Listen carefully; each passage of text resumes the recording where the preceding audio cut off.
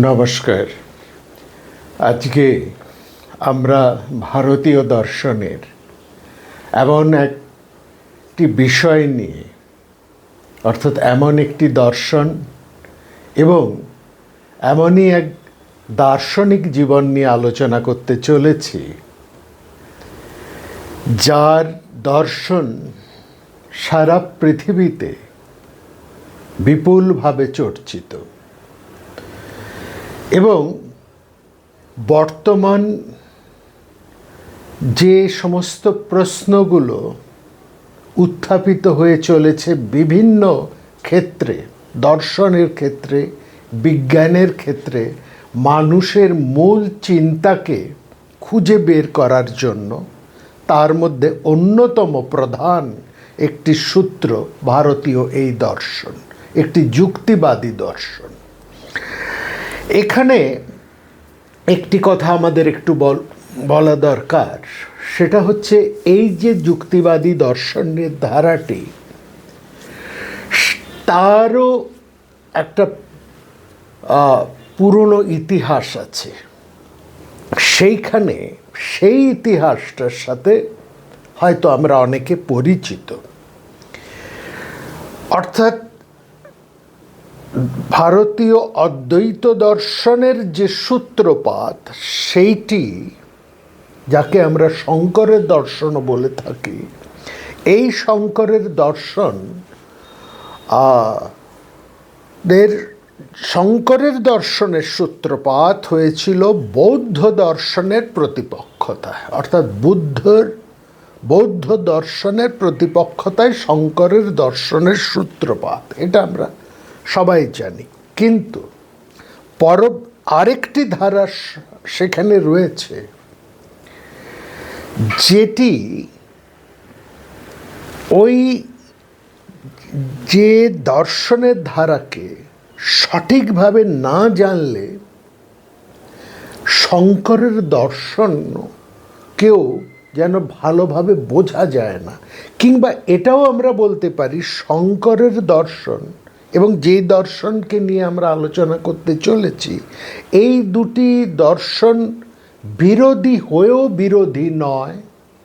অর্থাৎ একজন আরেকজনের পরিপূরক, এবং উভয়ের পরিপূরক বলে এই দুটি ধারা সমানভাবে ভারতবর্ষ তো বটেই, এবং পৃথিবীর বিভিন্ন শিক্ষা প্রতিষ্ঠানে, গবেষণাগারে এবং বহু চিন্তকের চিন্তাকর্মের মধ্যে তার একটা বিশাল প্রভাব আজও বর্তমান। আজও এই দুই দর্শনের ধারাকে কেন্দ্র করে বিশ্বে আমরা বলতে পারি এ কথা, শুধু ভারতবর্ষ নয়, পৃথিবীর বিভিন্ন চিন্তার স্রোত একটা নির্দিষ্ট ধারায় প্রবাহিত হয়ে চলেছে, এতটাই। এবং এই সঙ্গে আরেকটি কথা আমাদের বলার দরকার, যার জীবন এবং দর্শন নিয়ে আমরা আলোচনা করতে চলেছি, কয়েকটি পর্বে আমরা আলোচনা করব, আজকে তার প্রথম পর্ব। সেখানে এই যে ব্যক্তি, তিনি তার সময় তো বটেই, এবং তার সময়কে অতিক্রম করে অবতারের ভূমিকায় পূজিত হয়ে এসেছেন, অবতার হিসেবেই পূজিত হয়ে এসেছেন। এবং অনেক সময় আমরা যেটা আমরা আলোচনায় দেখব, স্বয়ং বুদ্ধকে তার নামেই পরিচিত করানো হয়েছে, এতটাই তার জনপ্রিয়তা এবং প্রভাব। এবং তার আগে আমাদের অবশ্যই ঋণ স্বীকার করতে হবে, এই আলোচনার, এই বিষয় নিয়ে আলোচনা করার যে আমি সামান্য সামর্থ্য অর্জন করেছি, দুই প্রবল পণ্ডিত এবং প্রবল বিখ্যাত দুই মানুষের পায়ের কাছে বসে, তাদের প্রথমজন আমার পরম আশ্রয় পণ্ডিত মহামতি অনন্তলাল ঠাকুর বিশিষ্ট নৈয়ায়িক এবং বৌদ্ধ ও পালি ভাষার এক সুপণ্ডিত ব্যক্তিত্ব। দ্বিতীয়জন সুনীতি কুমার পাঠক, বিশ্বভারতী বিশ্ববিদ্যালয়ের বৌদ্ধ দর্শনের খ্যাতনামা অধ্যাপক। এই দুজনের কাছ থেকেই আমি এই দর্শনের বিষয়ে যেটুকু জানতে পেরেছি তাই নিয়ে আমরা বিভিন্ন পর্বে আলোচনা করব। দেখুন, বলা হয় তিনি মাধ্যমিক বৌদ্ধ সম্প্রদায়ের প্রতিষ্ঠাতা।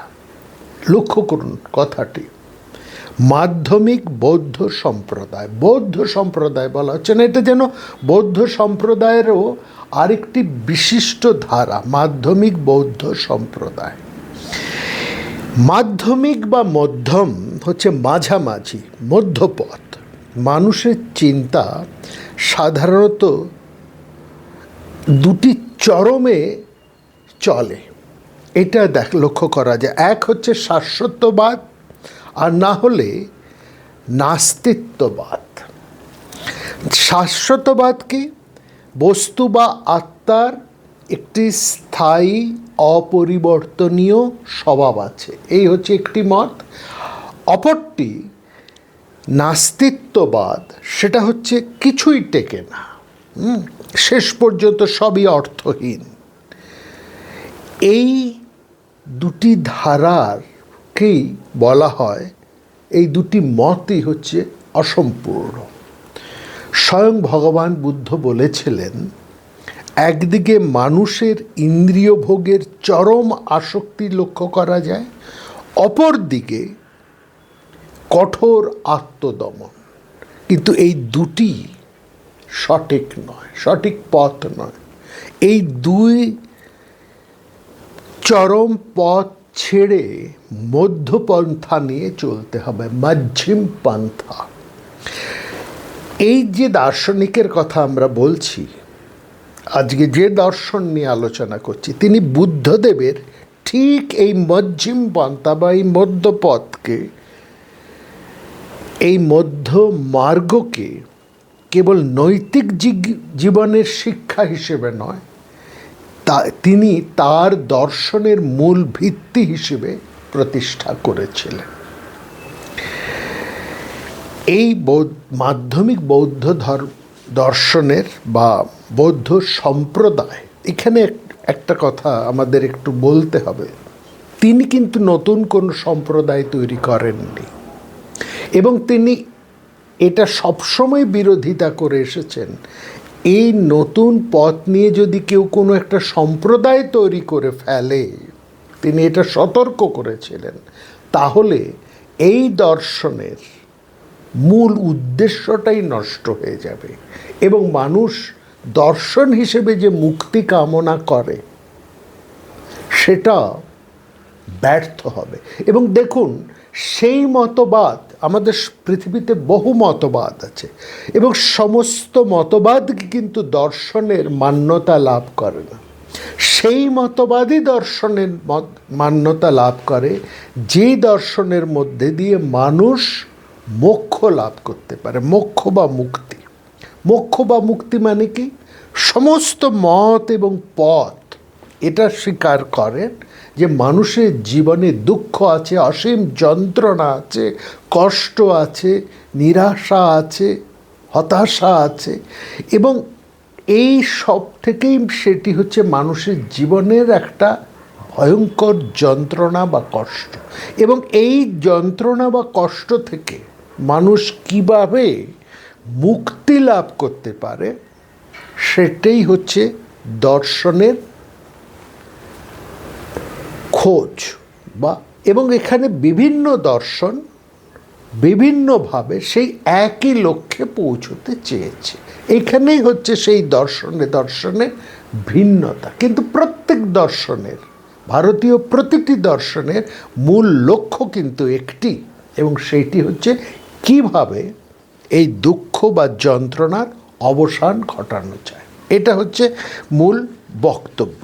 এবং সেখানে এই দর্শনের চিন্তা এবং তার পথ সেই মুক্তির উপায়কে অনুসন্ধান করেছে, খুঁজেছে।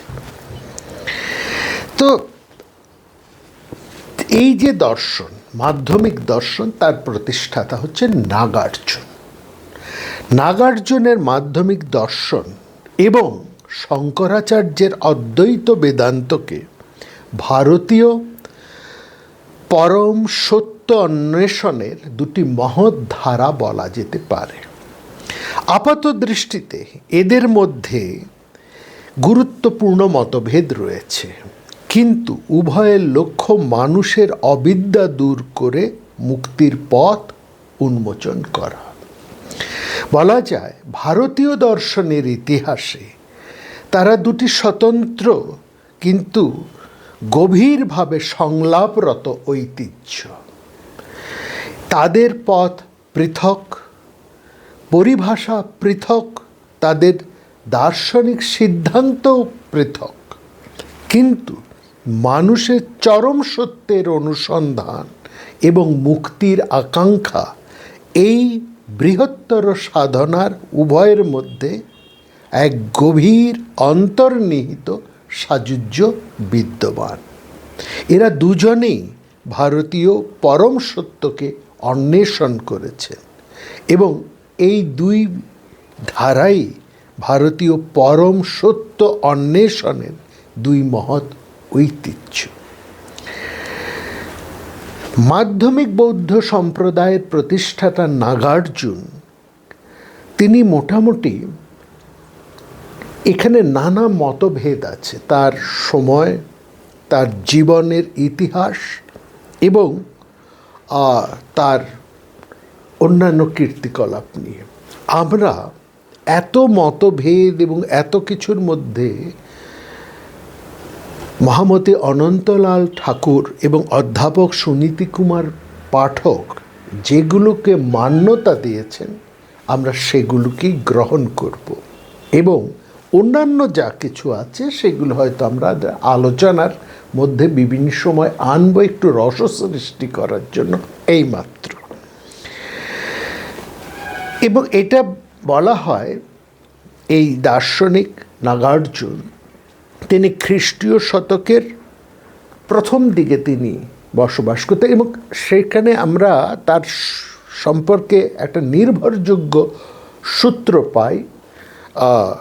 বুদ্ধ পরবর্তী অন্যতম যে পরিব্রাজক হিউয়েন-সাং এসেছিলেন, চৈনিক পরিব্রাজক, তিনি মনে করেন যে এই যে বুদ্ধ পরবর্তী যে অন্যতম শ্রেষ্ঠ দার্শনিক, এবং তাকে তিনি মান্যতা দিয়েছেন চারজন বৌদ্ধ দর্শনের শ্রেষ্ঠ দার্শনিকের গুরুত্বে। তার প্রথমেই হচ্ছেন নাগার্জুন, অন্য তিনজন হলেন আর্যদেব, অশ্বঘোষ এবং কুমারলব্ধ। অনেক আমাদের পাশ্চাত্য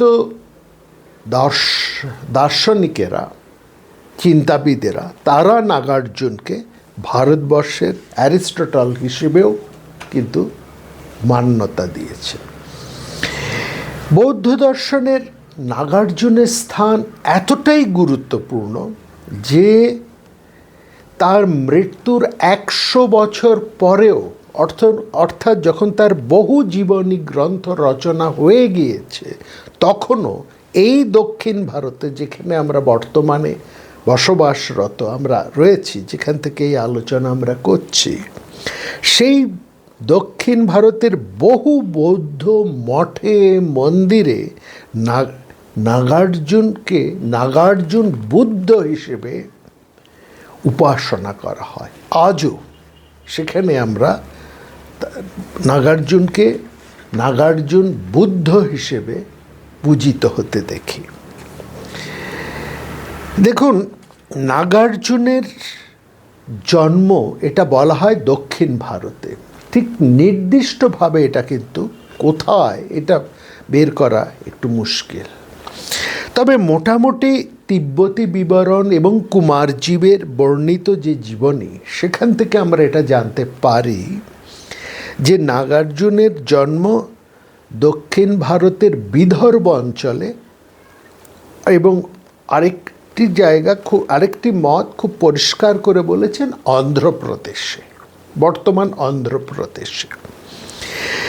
তবে তার জন্মস্থান সঠিকভাবে জানা না গেলেও এটা সমস্ত রচনার মধ্যে রয়েছে যে তার জন্মের সময় জ্যোতিষীরা তার জন্মকাল জন্ম সময় গণনা করে বলেছিলেন যে তিনি মাত্র 7 বছর বাঁচবেন, তার আয়ু মাত্র 7 বছর। এবং খুব স্বাভাবিকভাবেই এই সংবাদ বা এই গণনা শুনে তার পিতামাতা খুবই মর্মাহত হয়ে পড়েন, অত্যন্ত কাতর হয়ে পড়েন। তখন তারা ঠিক করলেন 7 বছরের আগেই যখন তিনি একটু বড় হয়েছেন, এই 5-6 বছর বয়স, তখন তাদের পরিবারের একজন বিশ্বস্ত পরিচারকের সাথে তারা নাগার্জুনকে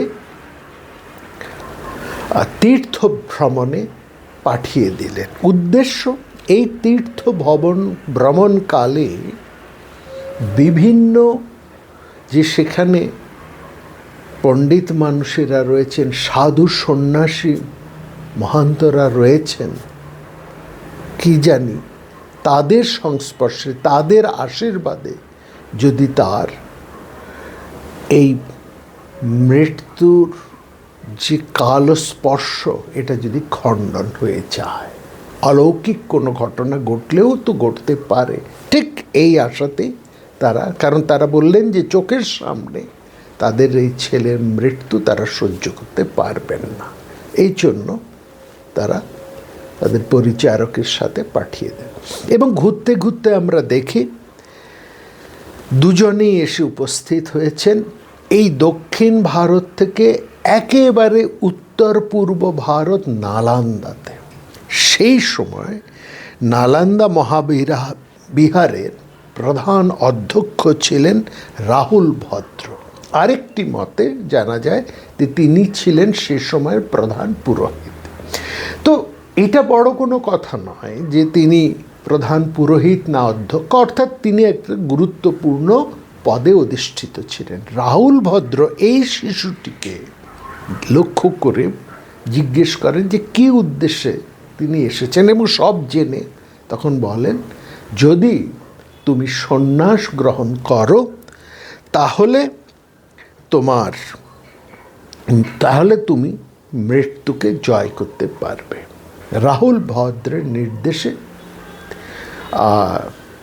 নাগার্জুন ওই মঠেই থাকেন, এবং ঠিক যেদিন তার 6 বছর পূর্ণ হবে, 7ম বছরে তিনি পদার্পণ করবেন, ঠিক তার আগের দিন রাহুল ভদ্রের নির্দেশে তিনি সারা রাত ধরে ধারিণী মন্ত্র পাঠ করতে আরম্ভ করলেন, এবং পরের দিনই তিনি প্রাথমিক সন্ন্যাস গ্রহণ করেন। এবং আমরা দেখি যে তিনি এর ফলে অলৌকিকভাবে দীর্ঘ জীবন লাভ করেন এবং সমস্ত শাস্ত্রের পারদর্শিতা অর্জন করে বৌদ্ধ দর্শনের যে হীনযান এবং মহাযান সমস্ত সূত্রই তিনি আয়ত্ত করেন। তো আরেকটি বিষয় আমরা এখানে উল্লেখ করব, সেটা হচ্ছে এই যে নাগার্জুন, তিনি দক্ষিণ ভারতের ছিলেন, এবং দক্ষিণ ভারতের আমরা বিভিন্ন আলোচনায়, বিশেষ করে আমরা আগে যে অবসরের কথা বাসরে এই দক্ষিণ ভারতের বিভিন্ন জনজীবন নিয়ে আমরা আলোচনা করেছি, সেখানে আমরা এটা দেখিয়েছি যে এই দক্ষিণ ভারতের নাগ সভ্যতার একটা বিরাট প্রভাব ছিল। বাস্তবিকই এই নাগ সভ্যতা ভারতবর্ষের প্রাচীনতম সভ্যতা, এবং এই সভ্যতা অত্যন্ত উন্নত ছিল, শুধু উন্নত বললে বোধহয় খুব কমই বলা হলো, বিভিন্ন শাখায়, জ্ঞান ও বিজ্ঞানের বিভিন্ন শাখায় এদের বিশেষ ব্যুৎপত্তি ছিল। কৃষি থেকে প্রযুক্তি, সাহিত্য থেকে বিজ্ঞান, ধর্ম দর্শন থেকে সাধারণ যাপন, সব কিছুর মধ্যেই এদের অনন্যতা খুঁজে পাওয়া যায়। তো আজকে তো আমরা সেটা নিয়ে আলোচনা করব না, নাগ সভ্যতা নিয়ে আলোচনা আরম্ভ করলে খেয়েই রাখতে পারবো না। ফলত এটুকু আমরা শুধু বলি যে নাগ সভ্যতা ভারতবর্ষের প্রাচীন এবং একটা অত্যন্ত উন্নত সভ্যতা, যে সভ্যতা আর্য সভ্যতাকে সমৃদ্ধ করেছে। আর্য সভ্যতা যে সভ্যতার সঙ্গে সম্মিলিত হয়ে উন্নত হয়েছে বিভিন্ন দিক থেকে, এটা আমরা বলতে পারি। তো এই সেখানে এখনও আপনারা দেখবেন দুটো জিনিস খুব পরিষ্কারভাবে লক্ষ্য করা যায়। এই দক্ষিণ ভারতবর্ষকে যদি আমরা দক্ষিণ এবং উত্তর এইভাবে ভাগ করি, তাহলে দক্ষিণ ভারতে আপনারা এসে দেবের সমস্ত দেব দেবীর মূর্তির বা ছবি বা যা কিছু আছে তার পেছনে বড় নাগ ফনা ধরে রয়েছে। আর উত্তর ভারতে সমস্ত দেবদেবীর পেছনে সূর্যের, এটা পরিষ্কার আপনারা দেখবেন। সূর্য হচ্ছে আর্যদের প্রধান দেবতা, আর নাগেরা তারা যেহেতু সাপের টোটেম ব্যবহার করতেন, কখনো তারা পাখির টোটেম ব্যবহার করতেন, বিভিন্ন টোটেম তারা ব্যবহার করতেন, এবং বেশিরভাগ সেই সময় প্রাচীন জনজাতিরা নাগের উপাসক ছিলেন বলেই তাদেরকে নাগ বা সর্প বলা হয়। এবং মহাভারতের মধ্যে বিভিন্ন জায়গায় মহাভারতের যে ইতিহাস, এটি নাগ এবং আর্য, মানে নাগ সভ্যতা এবং আর্য সভ্যতার বিরোধের ইতিহাস, এটাও পরিষ্কার। তো যাই হোক, সেখান থেকেই তার এই নাগ নামটি এসছে। নাগ নাম বা পদবী যেটা হল। আর অর্জুন শব্দটির অর্থ আমরা মহাভারত আলোচনায় বহুবার বলেছি, অর্জুন শব্দের অনেক অর্থ আছে। তার মধ্যে অন্যতম একটি অর্থ হচ্ছে যে যিনি একই সঙ্গে একই সময়ে বিভিন্ন দিকের লক্ষ্যে ক্ষিপ্রভাবে, অত্যন্ত ক্ষিপ্রভাবে বাণ চালনা করতে পারেন, তাকে যিনি পারেন তাকে বলা হয় অর্জুন। তাহলে এই যে অর্জুন, অর্থাৎ তিনি নাগ, দক্ষিণ ভারতীয়, এবং তার দর্শন, এই মাধ্যমিক বৌদ্ধ দর্শন দক্ষিণ ভারত থেকে উত্তর ভারত ছাপিয়ে ভারতবর্ষের বাইরে তিব্বত, চীন সহ বিভিন্ন দেশে এত প্রবলভাবে শুধু ছড়িয়ে পড়েছিল তা নয়, তা এতটা জনপ্রিয় হয়ে উঠেছিল এবং আজও তা এতটাই জনপ্রিয়, সেই অর্থেই তাকে কিন্তু অর্জুন বলা হয়। এই নাগ এবং অর্জুন একসঙ্গেই তিনি হচ্ছেন নাগার্জুন। তার অনেক নাম আছে, বিভিন্ন জীবনীতে তার বহু নাম আছে, আমরা অত নামের মধ্যে যাব না। তার নাম মধ্যে পরে হয়তো কোনো পর্বে আমরা সেটা আলোচনা করব, কিন্তু তিনি সর্বত্রই এই নাগার্জুন নামে, নাগ এবং অর্জুন নাগার্জুন নামেই পরিচিত, এবং এটি তার নামের ইতিহাস। বাণভট্টের যে হর্ষচরিত, সেখানেও আমরা দেখি তার এই নাম এবং তার দক্ষিণ ভারতের যে সমস্ত গুণাবলী, যে সমস্ত ঐতিহ্য, যে সমস্ত পাণ্ডিত্য, জ্ঞান, সেগুলো তার মধ্যে রয়েছে। এবং এটা বলা হয় যে তিনি প্রাজ্ঞপারমিতা সূত্র, প্রজ্ঞা পারমিতা সূত্র তিনি এই দক্ষিণ ভারত থেকে উত্তর ভারত হয়ে চীনে নিয়ে গিয়েছিলেন। এটা ঠিকই, কারণ এই দর্শনটি দক্ষিণ ভারতীয় নাগ জনজাতির দর্শন।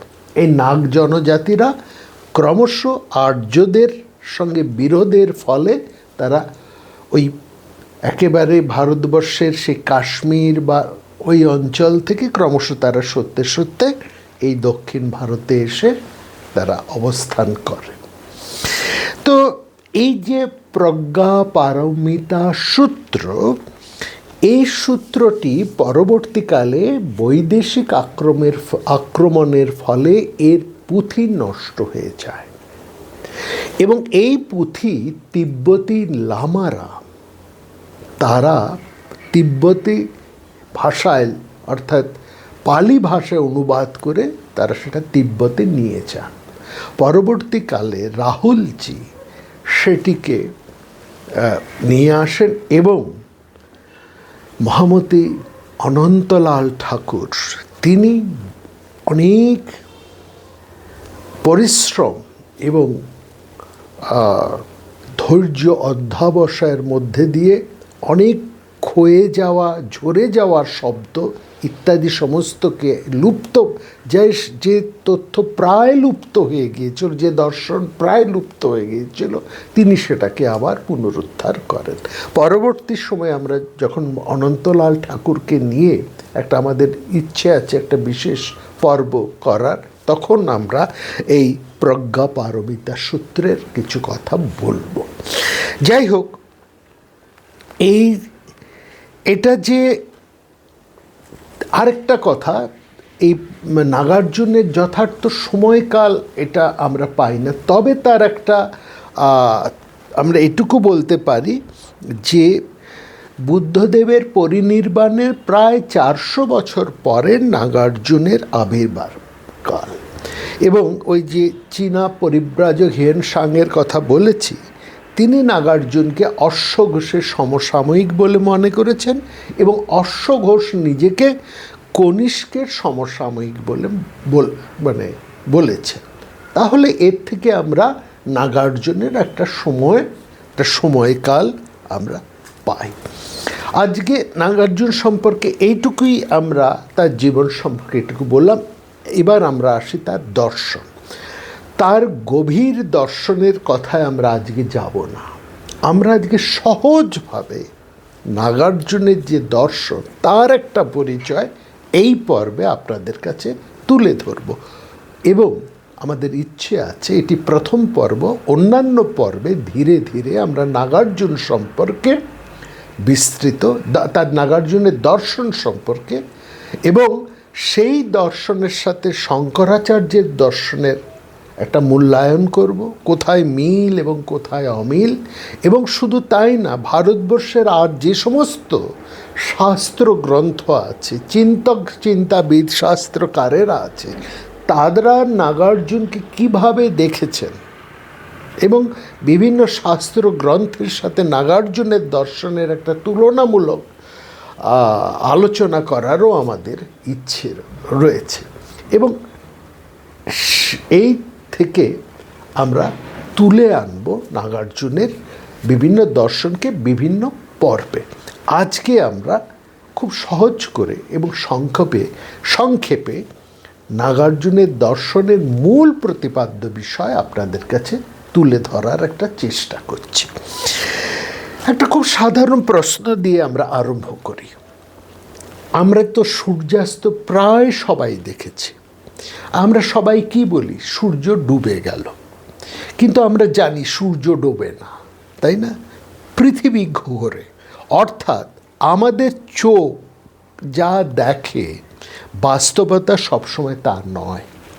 নাগার্জুন ঠিক এই কথাটাই আমাদের জীবনে প্রতিটি ক্ষেত্রে বুঝিয়ে দিতে চেয়েছেন। তিনি বলেছিলেন, মানুষের সবচেয়ে বড় সমস্যা দারিদ্র্য নয়, অশিক্ষা নয়, এমনকি মৃত্যু নয়। মানুষের সবচেয়ে বড় সমস্যা হলো যে বাস্তবতা যেমন আছে তেমন সে দেখে না, যেমন সে ভাবতে অভ্যস্ত তেমনভাবেই দেখে, তেমনভাবেই সে বিচার করে। একটা ছোট্ট ঘটনা দিয়ে এইটাকে একটু বোঝাবার চেষ্টা করি। দেখুন, একজন মানুষ সন্ধ্যাবেলায় পথ যাচ্ছেন, দূরে একটা দড়ি পড়ে আছে। তিনি ভাবলেন ওটা সাপ, অন্ধকারে দেখে ভাবলে ওটা সাপ, ভয়ে চিৎকার করে উঠলেন।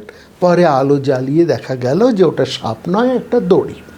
হ্যাঁ, এখন প্রশ্ন হলো, ভয়টা কি সত্যি ছিল? হ্যাঁ, ভয়টা সত্যি, কিন্তু সাপটা সত্যি ছিল না, তাই না?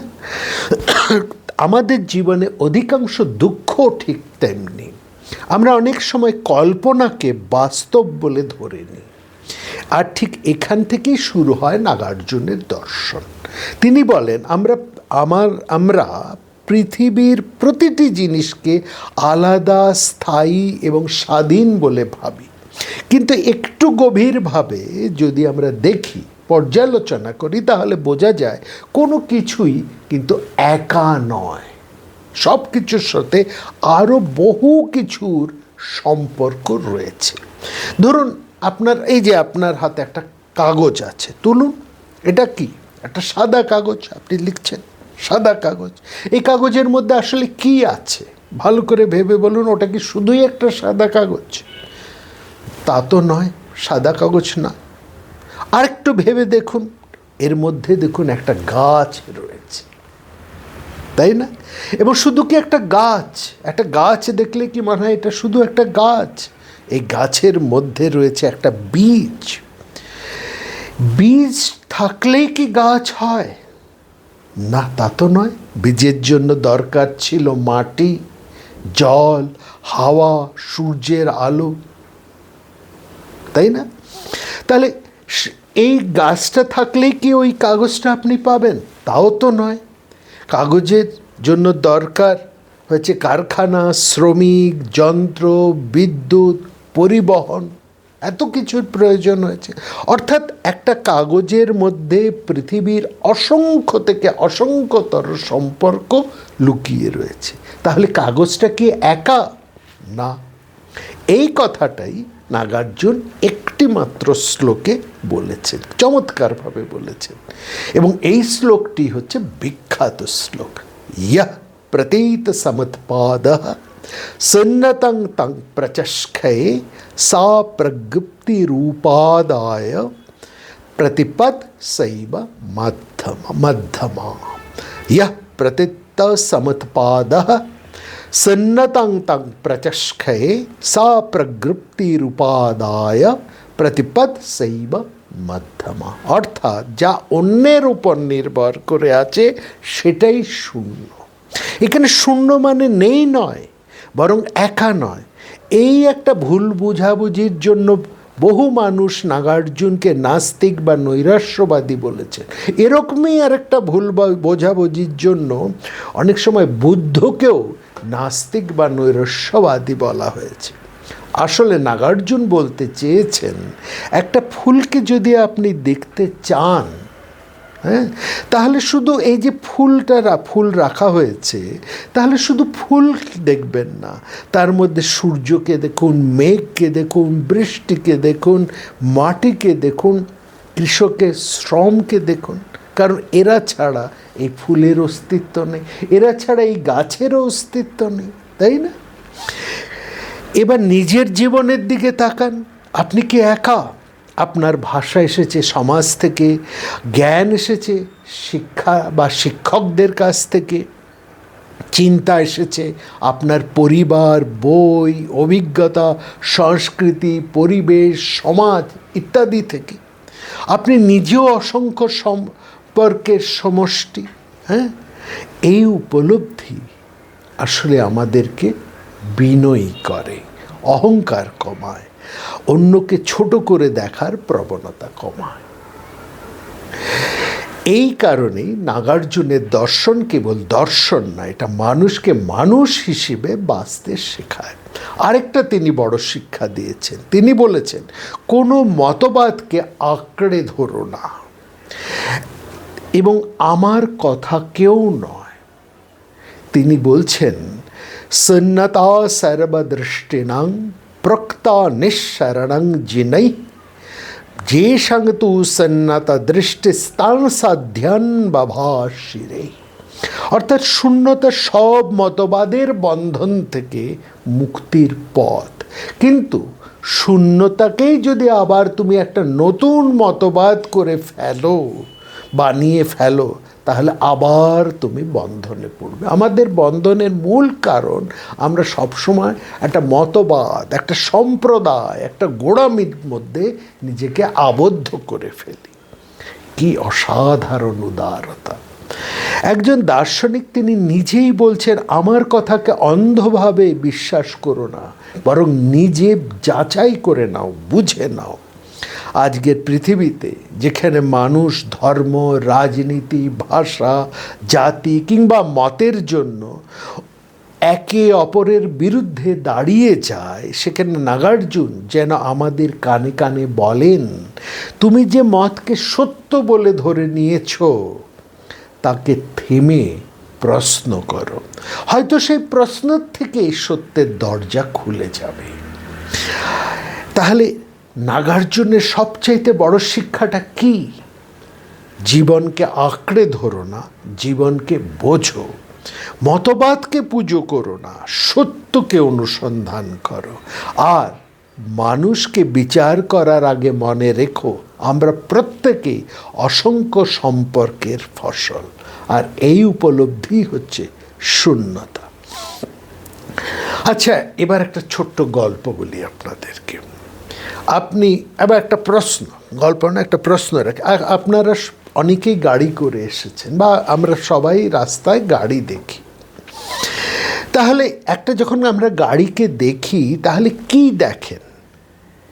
আপনারা বলবেন এটা একটা গাড়ি, কিন্তু একটু ভেবে দেখুন, একটা গাড়ি বলতে কি 4টে চাকা, ইঞ্জিন, স্টিয়ারিং, দরজা? তা তো নয়। এই সবগুলোর অংশ একসঙ্গে যুক্ত হলেই আমরা তাকে বলি গাড়ি। অর্থাৎ গাড়ি নামে আলাদা কোনো বস্তু নেই, এটি একটি নাম যা আমরা বহু অংশের সমন্বয়কে দিয়েছি। নাগার্জুন বলছেন শুধু গাড়ি নয়, আমাদের আমি বলার ধরনটাও অনেকটা এরকম। আমরা বলি আমি, কিন্তু সেই আমি কি? এই শরীর তো প্রতি মুহূর্তে বদলাচ্ছে। আমাদের শৈশবের শরীর কোথায়, কৈশোরের শরীর কোথায়? তাহলে মন, আমাদের মনও তো প্রতিদিন বদলায়। আজ যা ভালো লাগে কাল তা ভালো নাও লাগতে পারে, তাই না? স্মৃতিও বলবেন, আপনার যদি বলেন স্মৃতিও তো সময়ের সঙ্গে সঙ্গে পরিবর্তিত হয়, তাহলে আমি কোথায়? নাগার্জুন এই প্রশ্নের সহজ উত্তর কিন্তু দেন না, তিনি আমাদের উত্তর খুঁজতে বাধ্য করেন।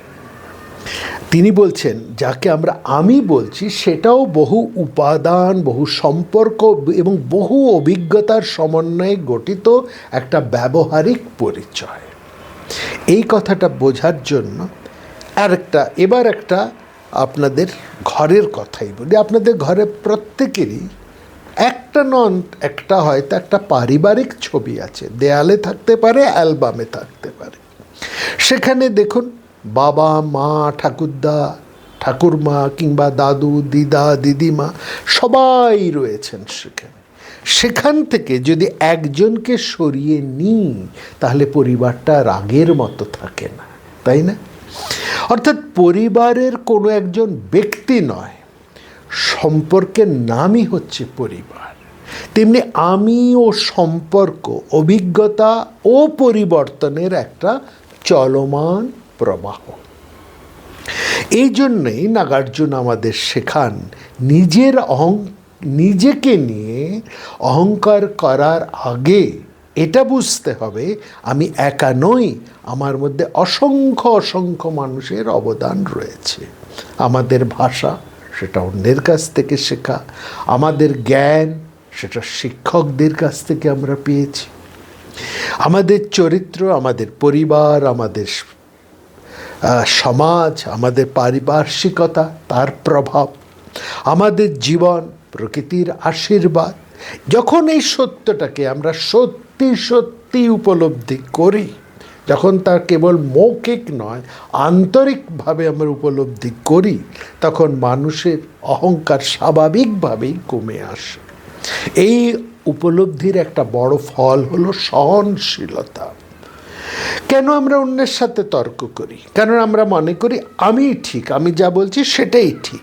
কিন্তু নাগার্জুনের বক্তব্য এখানে, যে সত্য তুমি দেখছো সেটাও একটা দৃষ্টিকোণ, অন্যের দৃষ্টিকোণটাও বোঝার চেষ্টা করুন। এখানেই এটাই তার মধ্যম প্রতিপদের মূল শিক্ষা। তিনি কোনো চরম অবস্থান গ্রহণ করেন না। তিনি বলেন না সব কিছু চিরন্তন, আবার এটাও বলেন না কিছুই নেই। তিনি আমাদের শেখান বাস্তবতাকে সম্পর্কের আলোতে দেখতে। এই শিক্ষা পৃথিবীতে অত্যন্ত মূল্যবান। সামাজিক জীবনে, পারিবারিক সম্পর্কে, এমনকি রাষ্ট্রনীতিতেও অধিকাংশ সংঘাতের মূল কারণ হলো আমরা নিজেদের মতকে চূড়ান্ত সত্য বলে গ্রহণ করে নিই। নাগার্জুন আমাদেরকে নম্র হতে শেখান। নাগার্জুন দর্শন আমাদেরকে নম্র হতে শেখায়। তিনি এটা বলেন না যে তোমার মত ভুল, তিনি বলেন আরও গভীরভাবে দেখো। সম্ভবত এই কারণেও 1800 বছর পরেও তার দর্শনকে নতুন মনে হয়, কারণ তিনি আমাদের নতুন কোনো বিশ্বাস দেন না, তিনি আমাদের নতুন চোখে দেখতে শেখান। এই দেখার মধ্যে দিয়েই তার দর্শনের সূচনা। এখানেই মুক্তির সম্ভাবনা লুকিয়ে আছে বলেই নাগার্জুনের এই মতবাদকেই দর্শনের মান্যতা সেটা লাভ করেছে। আচ্ছা, এবার আপনাদের সামনে একটা সহজ প্রশ্ন রাখি। আপনি কি কখনো ভেবেছেন, ওই যে ওখানে চা তৈরি হচ্ছে, এই আলোচনার পরে যে আমরা প্রত্যেকেই চা খাবো, তাই না? তাহলে এই একটা চা তৈরি করতে কত মানুষের প্রয়োজন হয়? আপনি তো ভাববেন না তো ওখানে দুজন করছেন, একজনই হয়, আরেকজন তাকে সাহায্য করছেন।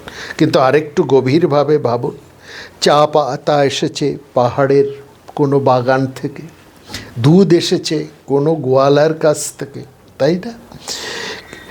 আর চিনি এসেছে আখ চাষের কাছ থেকে। জল, গ্যাস, কেটলি, কাপ, রাস্তা, ট্রাক, চালক, বিপণী, দোকান, সব কিছু না থাকলে কি এই এক কাপ চা আপনার বা আমার হাতে এসে পৌঁছবে? তাই না? তাহলে এক কাপ চায়ের মধ্যেও কত অসংখ্য শ্রম, প্রকৃতির দান এবং সময় জড়িয়ে আছে। এই সাধারণ সত্যটিকে নাগার্জুন এক গভীর দার্শনিক ভাষায় প্রকাশ করেছেন। তিনি বলছেন, ইহ প্রতীত সমুৎপাদঃ, ইহ প্রতীত সমুৎপাদঃ সন্নতং তা প্রচষ্কয়ে সা প্রগৃপ্তি রূপাদায় প্রতিপদ শৈব মধ্যমা। যা অন্য কিছুর উপর নির্ভর করে জন্মায় তাই হচ্ছে শূন্য। এখানে শূন্য মানে অস্তিত্বহীন নয়, বরং যা স্বাধীন নয়, যা অন্যের ওপর নির্ভরশীল, তাই হচ্ছে শূন্য। এই কথাটা বোঝার জন্য আমরা আরেকটা উদাহরণের সাহায্য নিতে পারি। একটা মাকড়সার জালকে কল্পনা করুন। জালের একটা সুতো ধরে টানলে পুরো জালই নড়ে ওঠে, তাই তো? কারণ সব সুতো পরস্পরের সাথে যুক্ত। আমাদের জীবনও ঠিক সেরকম। একজন কৃষক যদি আজকে চাষ বন্ধ করে দেন, তাহলে এই শহরে বসে আমরা খেতে পাবো না। শিক্ষক যদি শিক্ষাদান বন্ধ করে দেন, আগামীতে বিজ্ঞানী, গবেষক, সাহিত্যিক, চিকিৎসক কেউই তৈরি হবে না, তাই? একজন চিকিৎসক যদি তার কর্তব্য পালন না করেন, তাহলে অসংখ্য অসংখ্য জীবন বিপন্ন হয়ে পড়বে। আমরা প্রত্যেকেই অন্যের সাথে এমনভাবে যুক্ত যে আলাদা করে কাউকে সম্পূর্ণভাবে বোঝা যায় না। নাগার্জুন আমাদের শেখান স্বাধীন সত্তার অহংকারী মানুষের অজ্ঞতার মূল।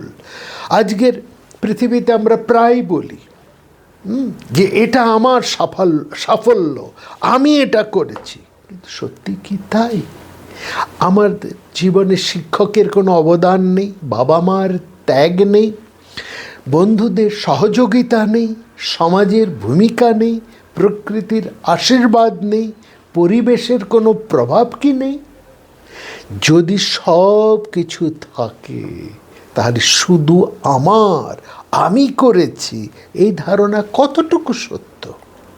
এই প্রশ্নই নাগার্জুন আমাদের সামনে রাখেন। এই দর্শনের একটা অসাধারণ নৈতিক ফলও আছে। যদি আমি বুঝতে পারি আমার জীবন অন্যের জীবনের সাথে গভীরভাবে যুক্ত, তাহলে আমরা প্রকৃতিকেও ধ্বংস করতে পারি না। এই যে প্রকৃতি পরিবেশ নিয়ে এত চিন্তা, এর ভাবনাও সেই নাগার্জুন দর্শনের মধ্যে রয়েছে। আমরা সমাজকে তাহলে অবহেলা করতে পারি না। আমি অন্য মানুষের দুঃখকে নিজের থেকে আলাদা করে ভাবতে পারি না। এই কারণে আধুনিক পরিবেশ চিন্তা বলুন, শান্তির চিন্তা বলুন, আত্মনির্ভরতার দর্শনের কথা যাই বলুন না কেন, যা সারা পৃথিবী জুড়ে আজকে এত আলোচিত হয়ে চলেছে, তার সাথে নাগার্জুনের ভাবনার গভীর মিল খুঁজে পাওয়া যায়। ধরুন একটা কনসার্ট, সেখানে একটা বাদ্যযন্ত্রের দল, সেতার, তবলা, বাঁশি, বেহালা সব একসঙ্গে বাজছে, একটা সিম্ফনি। এর মধ্যে যদি একজন শিল্পী তাল হারিয়ে ফেলেন, পুরো সুরের সৌন্দর্যটাই নষ্ট হয়ে যাবে। কারণ সিম্ফনি, কনসার্ট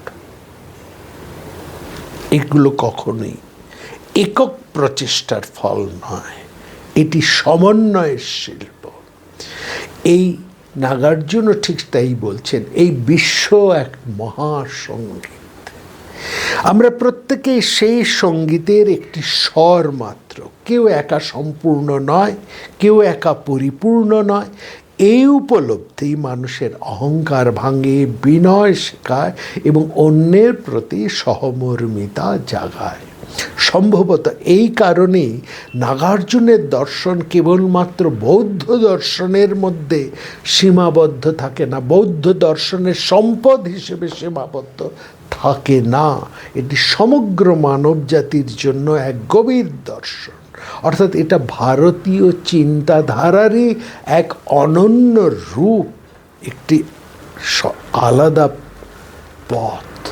এই ভারতীয় দর্শনের মূল কথাই নাগার্জুন যেন এক অনন্যভাবে, একটু অন্যরকমভাবে বলছেন। এই তাহলে যদি তার শিক্ষাকে, তার দর্শনের শিক্ষাকে আমরা উপলব্ধি করতে পারি, তাহলে এটা আমরা বুঝবো যে আমি একা নই, আমি সম্পর্কের মধ্যে বেঁচে আছি। তাহলে পরিবার, সমাজ, সংস্কৃতি এবং বিশ্ব সম্পর্কে আমাদের দৃষ্টিভঙ্গি বদলে যেতে পারে। আর এই উপলব্ধির নামই হচ্ছে প্রতীত্য সমুৎপাদ, যা নাগার্জুনের দর্শনের একটি মূল স্তম্ভ।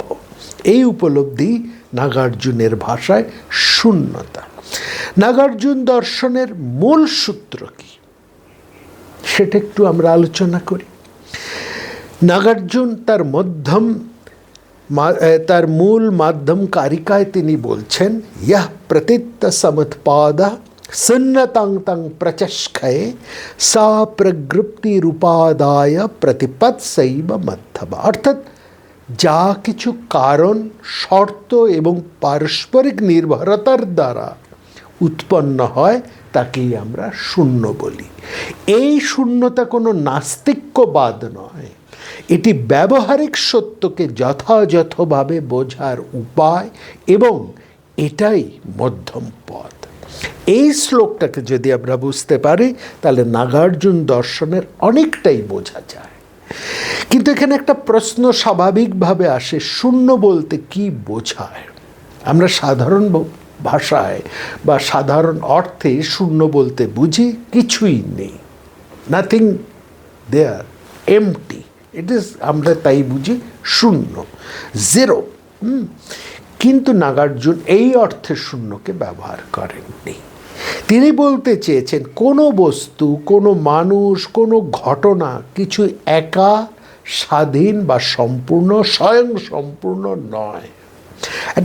তিনি বলছেন, একটা উদাহরণ দিয়ে আবার আমরা এটাকে বোঝাতে পারি। এই যে আপনাদের হাতে যে বই রয়েছে, এই বইটা কি শুধুই একটা বই? না, এর মধ্যে আছে লেখকের চিন্তা, তাই না? কাগজ তৈরির জন্য গাছ, ছাপাখানা, শ্রমিক, মুদ্রণ যন্ত্র, কালি, শিল্প, প্রকাশক, বিপণী, পরিবহন ব্যবস্থা এবং পাঠকের এবং আপনার আগ্রহ। পাঠক অর্থাৎ আপনার আগ্রহ সেখানে রয়েছে। তাহলে এই যে বইটা, এটা হচ্ছে অসংখ্য কারণ ও সম্পর্কের ফল। এই জন্য নাগার্জুন বলেন বইটি শূন্য, অর্থাৎ নিজস্ব স্বাধীন অপরিবর্তনীয় স্বভাব থেকে সে শূন্য। একটা প্রদীপ জ্বলছে বা এই যে একটা আলো জ্বলছে, তাহলে কি বলবেন আগুন একাই জ্বলছে? না, যদি সেখানে তেল না থাকে, সলতে না থাকে, অক্সিজেন না থাকে, প্রদীপ জ্বলবে না। এখানে যদি বিদ্যুৎ না থাকে, আলো জ্বলবে না। তাহলে আগুনও স্বাধীন নয়, বিদ্যুৎও স্বাধীন নয়, আলোটিও স্বাধীন নয়, বহু শর্তের উপর তার নির্ভরশীল। এই নির্ভরতাকেই বুদ্ধ বলেছেন, বুদ্ধদেব বলেছেন প্রতীত সমুৎপাদ। আর নাগার্জুন তাকে আরেকটু বিশ্লেষণ করে, আরেকটু ব্যাপ্তি করে তিনি বলছেন প্রতীত সমুৎপাদই হচ্ছে শূন্যতা। কি অসাধারণ কথা! পৃথিবী নেই, তিনি এটা বলছেন না পৃথিবী নেই, তিনি বলছেন পৃথিবী আছে, কিন্তু কোনো কিছুই একা নেই। আমাদের জীবনও তাই, আমি একা নই। আমার অস্তিত্বের মধ্যে আমার পরিবার পরিজন রয়েছেন, বাবা মা, আত্মীয় স্বজন, শিক্ষক, বন্ধু, সমাজ, প্রকৃতি এবং অসংখ্য অসংখ্য অজানা মানুষের অবদান। এই সত্যকে উপলব্ধি করতে পারলেই মানুষের অহংকার কমে যায়, কৃতজ্ঞতা বাড়ে, মানুষের প্রতি সহমর্মিতা বাড়ে। তাহলে এই শ্লোক শুধু দর্শন নয়, এটা একটা জীবন দর্শন। তাহলে এই যে শূন্যতা, এটার এই মিথ্যা নয়, তাই তো? তিনি বলছেন সন্নতা সর্বদৃষ্টিনং প্রক্তা নিঃসরং জিনৈ নিঃসরণং জিনৈ যেষা তু সন্নতা দৃষ্টিস্তান সাধন বাভাশিরে। মানে সমস্ত শূন্যতা, সমস্ত ভ্রান্ত মতবাদ বা মুক্তির পথ যেখানে বুদ্ধ বলছেন, কিন্তু যে ব্যক্তি শূন্যতাকেই আবার আরেকটা মতবাদে, এটাকে যদি আমরা একটা নতুন মতবাদ, নতুন একটা সম্প্রদায় পরিণত করে ফেলি, যে কথা আমরা প্রথমেই বলেছি, তাহলে কিন্তু আমাদের আর মুক্তি লাভ হবে না। একটা মতবাদকেই যদি আমরা একটা সম্প্রদায় বা একটা গোড়ামির মধ্যে আমরা আবার আচ্ছন্ন হয়ে পড়ি, নিজেকে বেঁধে ফেলি, তাহলে কিন্তু আমরা মোদের কোনো মুক্তি নেই। এবং তিনি বলছেন কোনো দর্শনকে, নাগার্জুন বলছে অন্ধভাবে বিশ্বাস করো না। একজন চিকিৎসক, ধরুন আপনাকে আপনি একটা নদীর বা সামনে দাঁড়িয়ে আছেন, ভাবছেন কি করে ওই নদীটা পার হবেন। একজন আপনাকে একটা নৌকো দিল, তাহলে নৌকো ধরে আপনি নদী পার হয়ে গেলেন। এবার নদী পার হবার পরে কি সেই নৌকোটা আপনি সারা জীবন মাথায় করে নিয়ে বেড়াবেন? না, তা তো করেন না। নৌকোটাকে সেই নদীর পাড়েই আপনি ছেড়ে দিয়ে আসেন। নৌকোর কাজ ছিল আপনাকে নদী পার করানো, হয়ে গেছে, আপনি নৌকোটাকে সেখানে ফেলে দিলেন। ঠাকুরের কথায় ঠাকুর শ্রী রামকৃষ্ণ দেব পায়ে কাঁটা বেঁধেছে, আরেকটি কাঁটা নিয়ে সেই কাঁটাটাকে আপনি তুলে দিয়ে দুটো কাঁটাকেই আপনি ফেলে দেবেন। দুটো কাঁটাকে আপনি একটা কাঁটাকে পকেটে করে নিয়ে ঘুরে বেড়াবেন না, তাই না? তাহলে এইটাই হচ্ছে নাগার্জুনের শিক্ষা। অর্থাৎ এটা কোনো বিশ্বাস নয়, এটা সত্যকে দেখার পার হবা, মানে একটা সত্যকে দেখার একটা পদ্ধতি। যেমন মানচিত্র একটা দেশ নয়, মানচিত্র আমাদেরকে চেনায় কোথায় কি আছে, কিন্তু সেটাকেই যদি আমরা দেশ বলে মনে করি তাহলে ভুল হবে। আমাদের সমস্ত ধারণা, ভাষা, সংজ্ঞা এসবই হচ্ছে মানচিত্রের মতো। এগুলো দরকার, কিন্তু এগুলো চূড়ান্ত সত্য নয়। হ্যাঁ, এই আমরা কখনো বলি না যে এই মানুষটা খুব ভালো, কয়েক বছর পরেই আমরা বলি ও একেবারেই বদলে গেছে, সে আর ভালো না, কি বাজে হয়ে গেছে। আসলে কি বদলেছে? মানুষটা কি বদলেছে, নাকি আমাদের ধারণা তার প্রতি বদলেছে? নাগার্জুন এখানে বলছেন বাস্তবতা হচ্ছে চলমান, তাকে স্থির করে ফেলতে হলে, স্থির করে যদি আমরা ফেলি বাস্তবতাকে, যদি যে চলমান তাকে আমরা যদি স্থির ধ্রুবক করে ফেলি, তাহলেই সেখানে আমরা ভুল করে ফেলি এবং সেখানেই আমাদের সব যন্ত্রণা। এই জন্য তিনি কোনো মানুষকে, কোনো বস্তুকে, এমনকি কোনো সম্পর্ক বা দর্শনকেও চূড়ান্ত বলে ঘোষণা করেননি। যা পরিবর্তনশীল তিনি আমাদেরকে শেখাচ্ছেন, যা পরিবর্তনশীল তাকে পরিবর্তনশীল হিসেবেই দেখো, যা সম্পর্ক নির্ভর তাকে সম্পর্ক নির্ভর হিসেবেই বোঝো, আর যা ব্যবহারিক সত্য তাকে ব্যবহারিক সত্য হিসেবেই গ্রহণ করো। এখানেই শূন্যতার প্রকৃত সৌন্দর্য। এটা আমাদের জীবনকে অর্থহীন করে না, বরং আরও গভীর অর্থবহ করে, একটা আরও নতুন অর্থ, গভীর অর্থ দেয়। কারণ তখন আমরা বুঝতে শিখি আমার সাফল্য শুধু আমার একার নয়, আমার পরিচয়ও শুধু আমার নয়, এই আমার জীবনও শুধু আমার নয়। হ্যাঁ, আমি প্রকৃতির সাথে যুক্ত, সমাজের সাথে যুক্ত, সমগ্র মানব সমাজের সাথে আমি যুক্ত।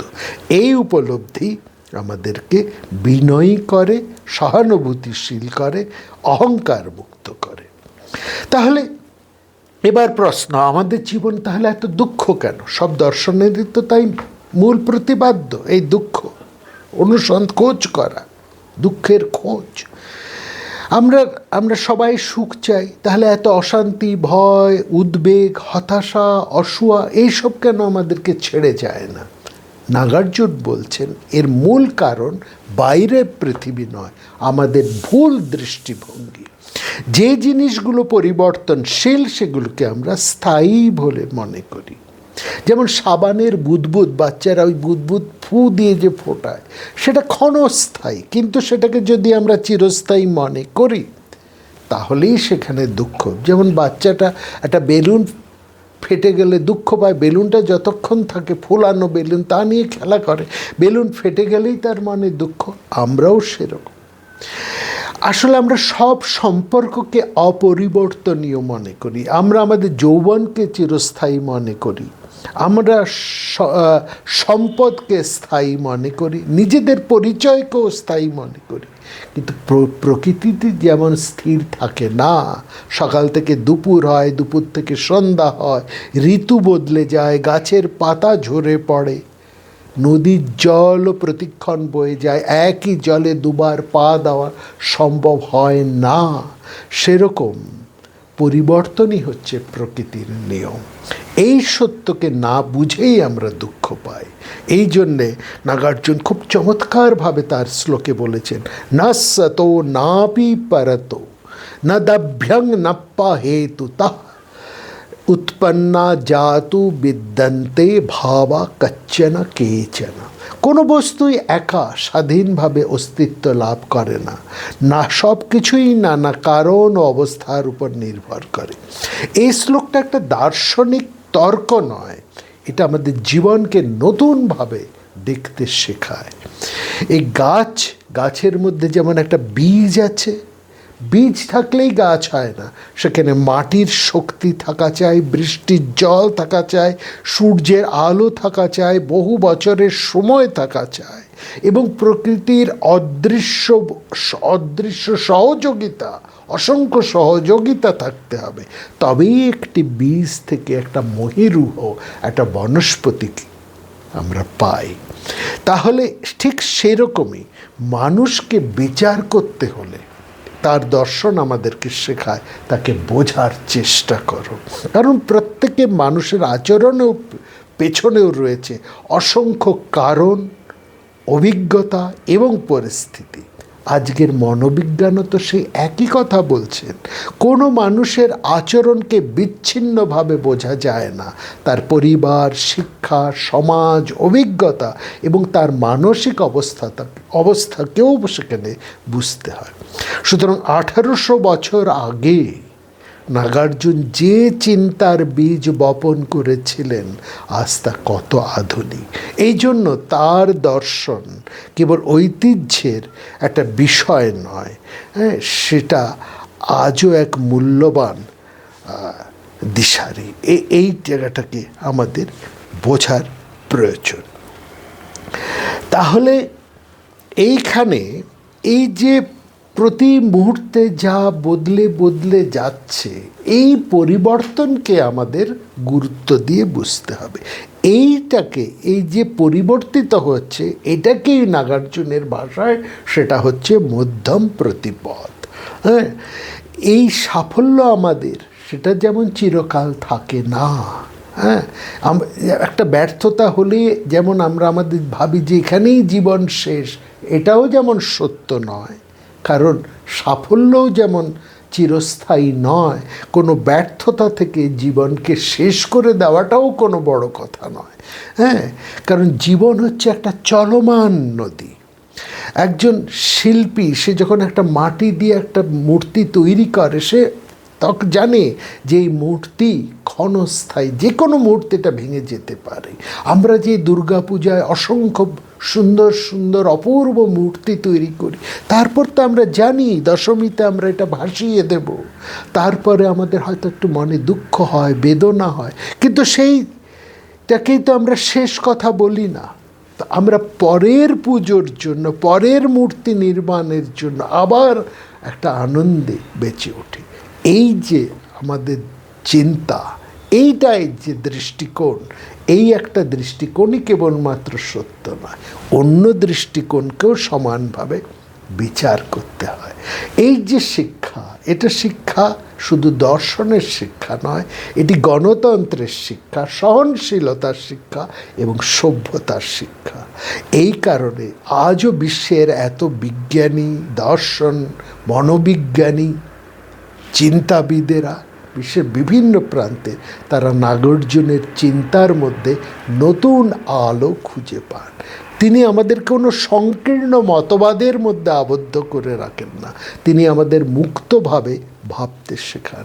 আর যে মানুষ মুক্তভাবে ভাবতে শেখে সে কখনো অন্ধবিশ্বাসের শিকার হয় না। সে কারণে নাগার্জুন কেবল বৌদ্ধ দর্শনের আচার্য নন, তিনি স্বাধীন চিন্তার এক চিরন্তন শিক্ষা। এই যে নাগার্জুনের দর্শন কেন আমরা আজকেও দিনে বসে আলোচনা করব, তার কারণগুলো এটা, যেমন সেখানে একটা গুরুত্বপূর্ণ রয়েছেন, তিনি আমাদেরকে বারবার এটা বলেন যে তোমার মতটাই শেষ মত নয়, সেটা সত্যের একটা দিক।